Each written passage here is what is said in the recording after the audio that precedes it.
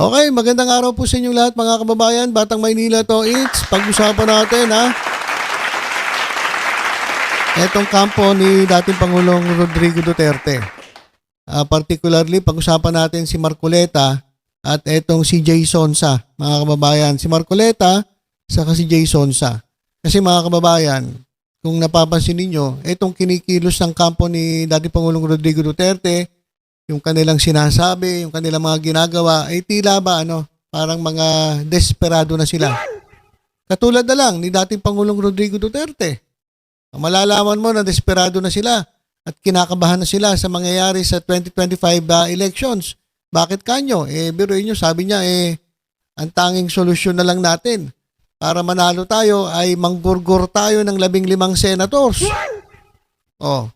Diba parang mga kababayan hindi ko na nakikita kay dating Pangulong Rodrigo Duterte yung yung kumpiyansa. Wala na siyang kumpiyansa mga kababayan. Para mga sinasabi niya, nako, wala tayong kapag-asa rito sa labanang ito. Mabibigat yung kalaban natin at kayo mga parang kulang na lang sabihin ni dating Pangulong Duterte, wala, mga talunan kayo.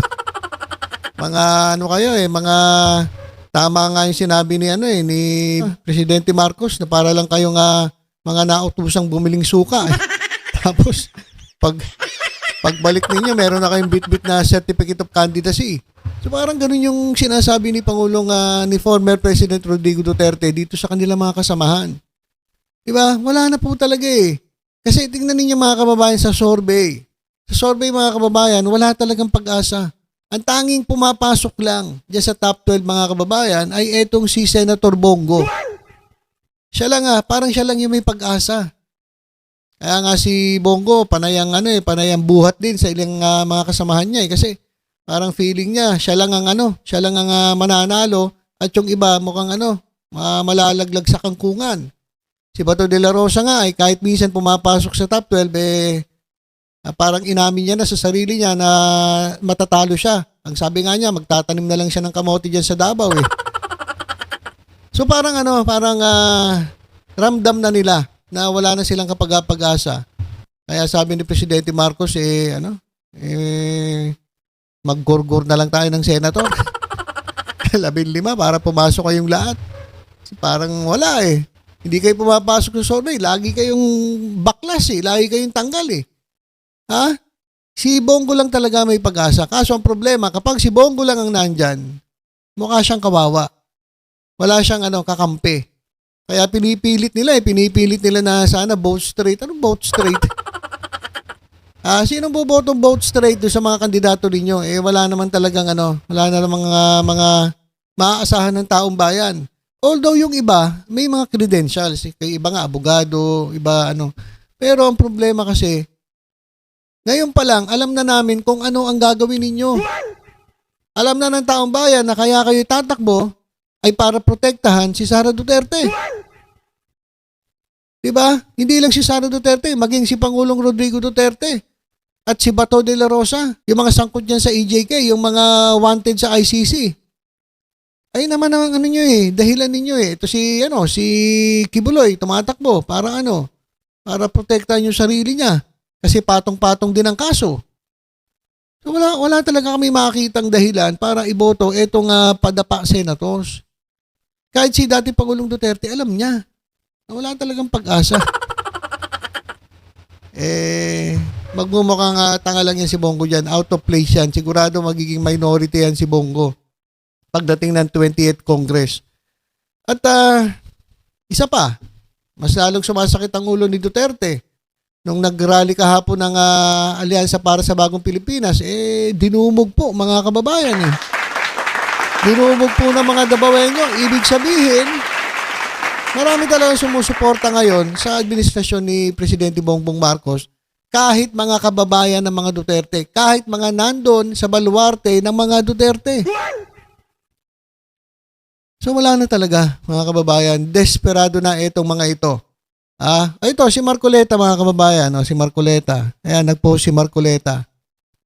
Ang pinost si Marcoleta, yung statement ni former President Rodrigo Duterte. Kasi alam niya, kapag siya nagsalita, wala. Mangampanya sa sarili niya, walang mangyayari.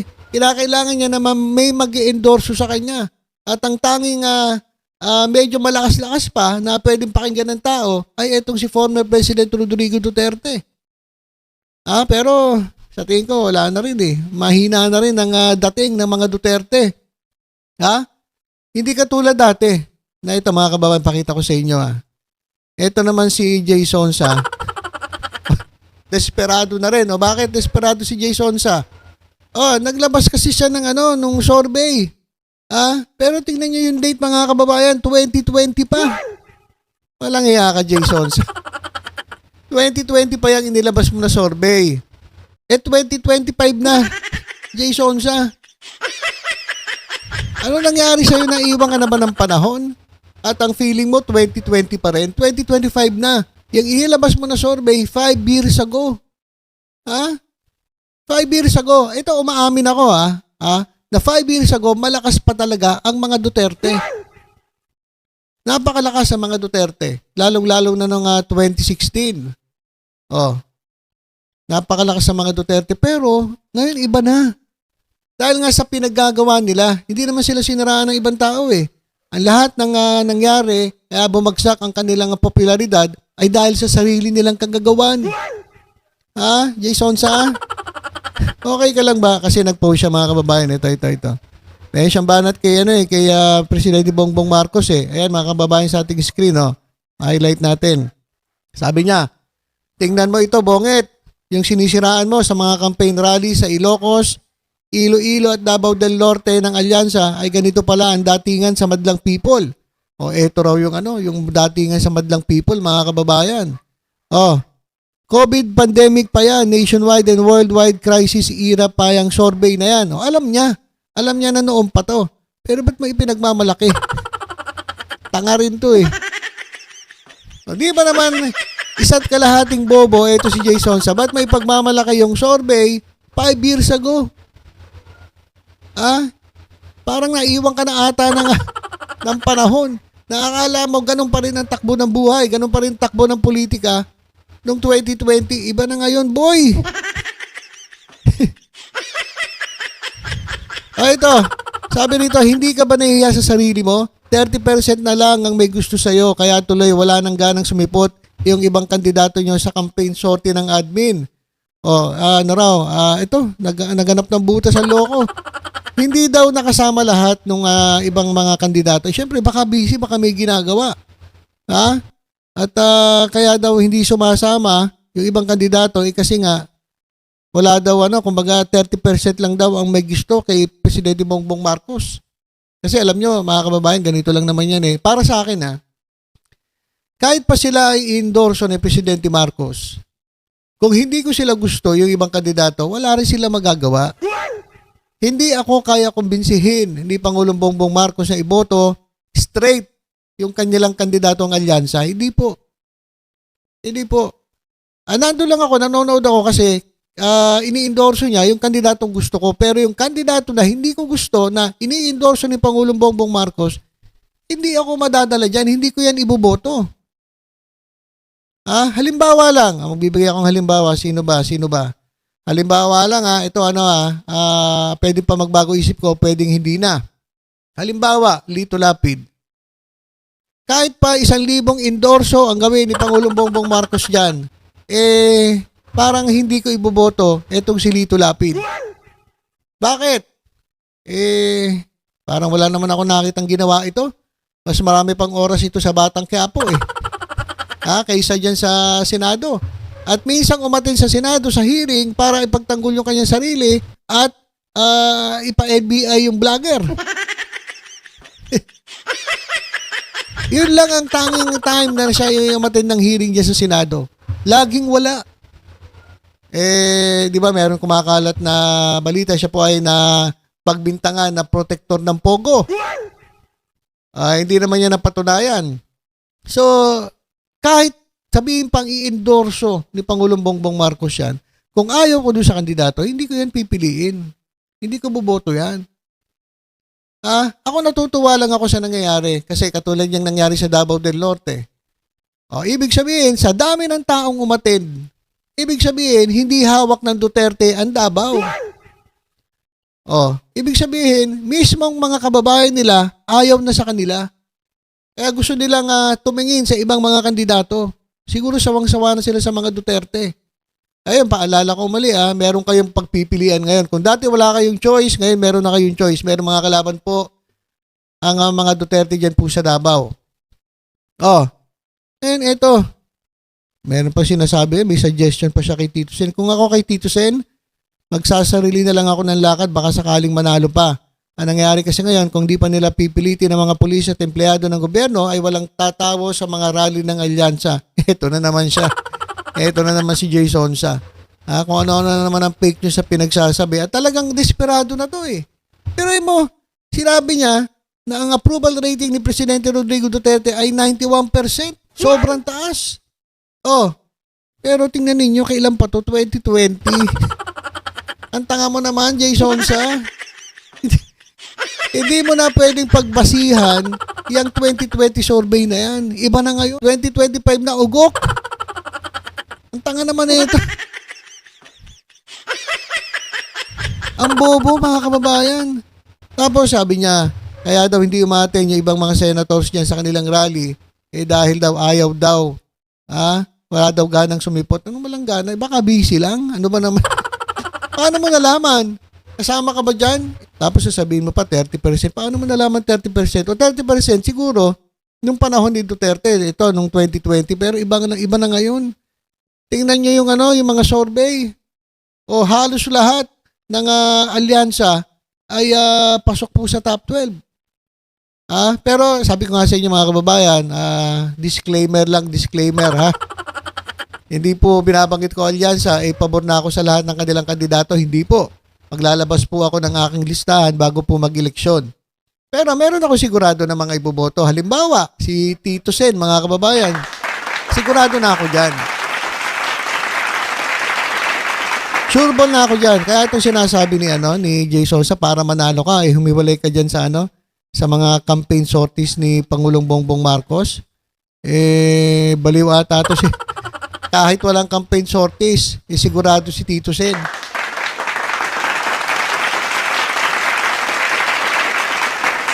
Yung mga padapa senator, siya ng mga tagilid, wala talagang pag-asa. Kaya nga balik tayo. Kaya nga si Rodante Marcoleta, talagang sandal na sandal kay dating Pangulong Rodrigo Duterte kasi wala siyang pag-asa talaga eh. At ito ang kanyang huling last hurrah na i-endorso siya ni dating Pangulong Rodrigo Duterte kasi hanggang ngayon, iniisip nila na malakas pa rin ang dating ni dating Pangulong Rodrigo Duterte. Kaya doon sila umaasa.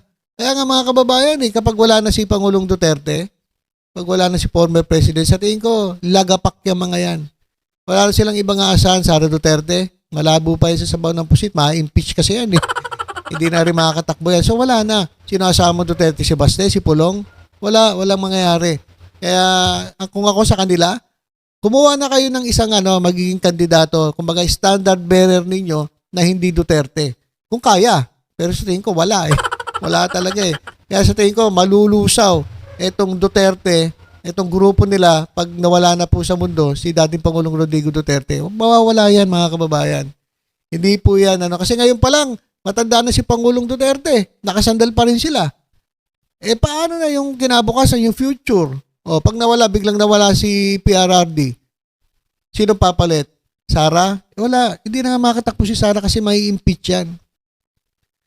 Di ba? Si Marcoleta. Tanda na ni Pangulong Duterte, sumasandal ka pa. Kasi alam niya, wala rin siyang pag-asa eh. Hindi nga pumapasok sa sa survey, di ba? Sa top 12. Ito, humingi siya ng endorsement kay PRRD. Panoorin natin. Mga kababayan, ipagpatuloy natin ang suporta kay Senator Marcoleta. Nako, malabo yan. Malabo maging senator yan, sir. Tawagin ko na lang senator. Gusto ko siya talaga. Okay na yan. Kahit matawag lang na senator, kahit sa pangarap lang, okay na yun. Maging senador. Tulungan natin siya, mabait, matalino. Integrity. It's very important. Pati may mas bright sa akin yun. totoo lang. Mabuhay. Marcoleta, iboto ninyo. Okay, so yan mga kababayan. Yan po ang endorsement ni dating Pangulong Rodrigo Duterte kay Marcoleta. Wala kasi. Wala nga pag-asa mga kababayan eh. Kaya tanging endorsement ni Duterte ang ginagamit nila. Kasi kahit magsasayaw siyang pag-anong-ganon, wala pa rin pumapasin sa kanya. Hindi nga siya pumapasok sa top 12 eh. Nagagalit na nga siya dun sa survey eh. Oh, biruin mo, yung SWS mga kababayan nagpa-survey, wala siya sa pagpipilian. Galit na galit siya eh. Wala siya sa pagpipilian eh. Pero pagdating doon sa resulta, number 36 siya. Talagang inap eh. Si Marcoleta. So yun lang po muna mga kababayan. Dito makikita natin na talagang desperado na itong kampo ng mga Duterte. Yung kanilang mga taga-suporta, yung kanilang mga kandidato, wala na po talaga. Kahit maging si Tatay Digong wala na rin eh. Kaya nga sabi nga niya, para manalo tayo, manggurgur na lang tayo. Hindi po ganun ang tamang paraan para kayo'y manalo. Talaga nga, kung ayaw sa inyo ng tao, huwag nyo na ipilit. Diba? Huwag nyo na ipilit. Huwag na kayo gumawa ng kasamaan para lang manalo. Bad po yun. Nagagalit po si Lord. Okay, so ilan po muna mga kababayan. Basta tutok-tutok lang po dito sa Batang Maynila. Toid sa iba pang updates. Ingat po tayong lahat. God bless po.